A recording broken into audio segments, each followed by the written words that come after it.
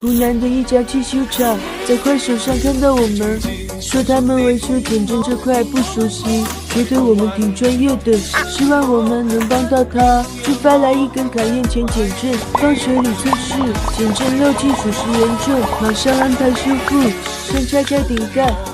取出顶胶。取出一看，顶胶全部都是黄色粉末，还有几处裂缝，估计是缓冲胶破损了，没有起到缓冲作用导致的。接着拆开猪的防尘套，切开猪的皮囊，分离皮囊，皮囊内部全部都是粉末，整个缓冲胶碎了一半。减震漏气不及时检查维修，导致缓冲胶长时间积压损坏的，皮囊也出现破损。准备好这些新配件，先清理机芯上的粉末，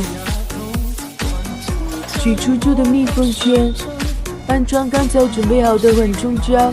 再用卡宴的专用扣压模具，将活塞和皮囊紧紧地扣压在一起，皮囊和减震头对好位置，再扣压在一起。